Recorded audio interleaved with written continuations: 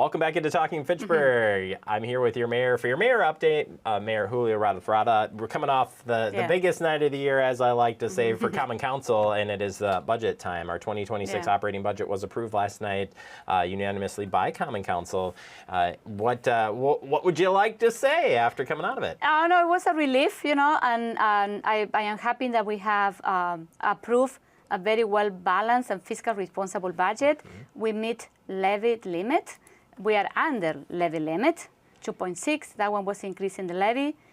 And then we received 4 amendments that were submitted by the council members, but none of them touched the levy, only the teeth closure expenses, So the council approved 2 nice initiatives. One is to create this, the youth council, and also to add the ALDER blogs in our website. That is something that some of the ALDER have been asking for many, many years. Another avenue to communicate with residents. The other thing that I want to mention that our document, our budget document, is a 500 pages document. But I also recommend the people to take a look at the document, because in that document, in each section, we have the departmental section, and we have the 2025 accomplishment and what are the plans for 2026. It's a good idea for residents if they want to know how your money was spent in 2025 and how we are going to plan to spend your tax dollar in 26. What are the initiatives coming? As I mentioned in my closing comments last night, 80% of our budget is personnel cost. And the 20% is to maintain the operational cost of the city, like supplies, repairs, you name all of that. So it's, because we are a service organization, it's expected that most of our expenditure are wages and personnel costs, like benefits, retirement, all of that. So, and since the employee are the engine of the city, are the one maintaining the city, we need to, it's aligned with the purpose of the organization that the most of the expenditure are for personnel cost. I'm happy that the budget that we approve, because it's going to have an increase in the average home of $83. And I know that for some people, $83.5 is a lot of money. But also what I want to mention is that we were very careful. We spent a lot of hours, meetings behind the scene with the finance director, the city administrator, deputy administrator, to go through, a lot of draft to provide a budget that is balanced and is responsible. But at the end of the day, we are also, as a city, we are not immune to inflation. We are not immune to construction cost. In our case, we had to buy pavement for our road. They have huge increases. So. And one of the things that one of the ALDER, Deluce, mentioned last night, that is something that I want to bring forward here and to share with you, is that in the last 10 years, our taxes have increased 13% in the period of 10 years, but our inflation has increased 26%. So when people tell us that we need to, tighten our belt and reduce cost, we are already in that gap, 13%, we are doing that every single year. So, so this is what I want to tell people here, if you're watching me, is that the budget that we are bringing forward is a lean budget, and then it's a budget that is very well balanced, and where we maintain all the services of the city, all of them. We didn't cut anything, and we didn't increase staffing. But the important thing is the excellent service that we provide, they're going to be there for 26. And I think we had the city administrator on kind of talking about this and kind of some of the behind-the-scenes things. From the failed referendum that took place, how did that affect, you mentioned the meetings, and you were right, behind the scenes, there's a lot of stuff, but how'd that play into this budget, and when you, again, saying that it's not an easy process. There's no question about that. No. So this is a good question, because a lot of people are asking me, what are you doing after the failed referendum? And as you know, we are doing a lot of internal reorganization in City Hall. We restructured the police department. We had to cease the operation for the dispatch, so we can use that,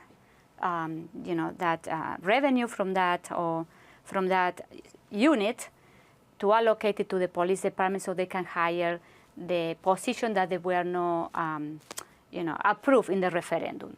So, and they did other things too, to reorganize. We are also doing internal reorganization in other departments. We are trying to use the same resources and staffing that we have now to improve our efficiency internally, because we cannot cut more people because we are understaffed already.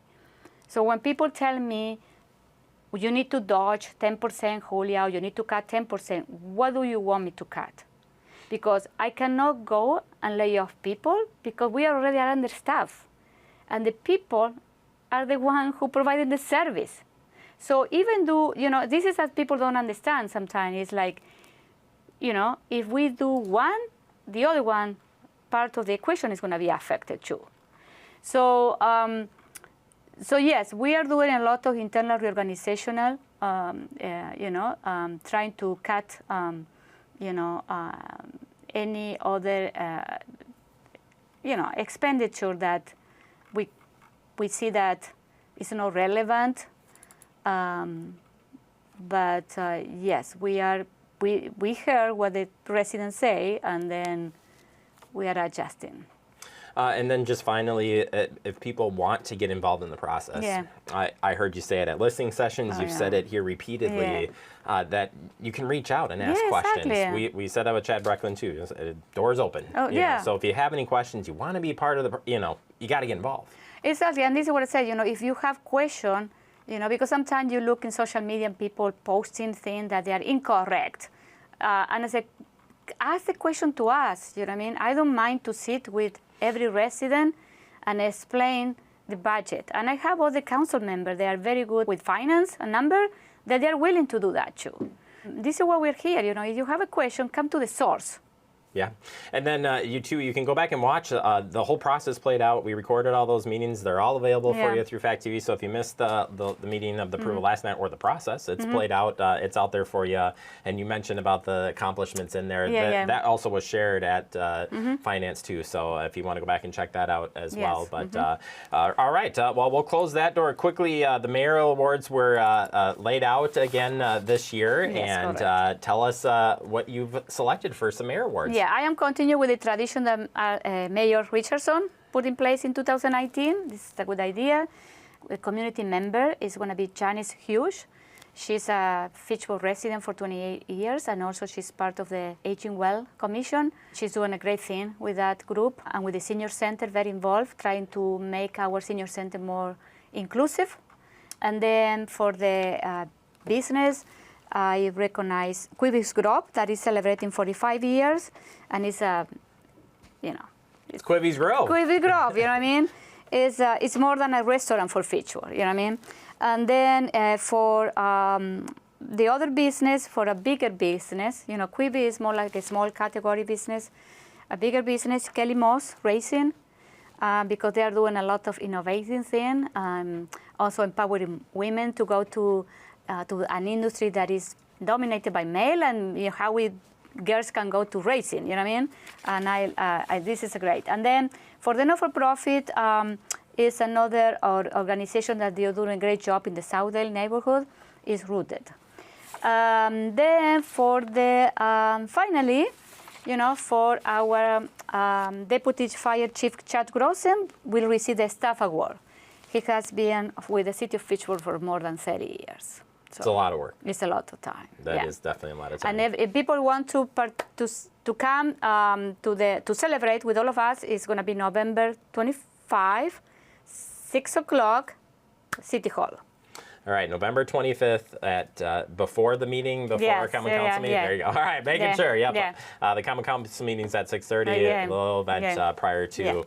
Congratulations to all the award winners. And they're all Fitchburg resident and investing in the community, so it's great. Yeah. So you're going to want to see the see from them. And Kelly Moss, we had him at the business lunch. Oh, the video, I love it. Yeah, the innovation stuff that she's talking about, it's definitely you gotta see. It's pretty incredible stuff there. Yeah, so, but congratulations again to all the award winners. And the other thing that I want to say to the resident, happy Thanksgiving to everyone, because you will see me in December. You stole my thunder. I was going to ask you, anything to say as we head into the holiday break here? Yeah, happy Thanksgiving. All right, Julio, thank you so much for your time. We appreciate it.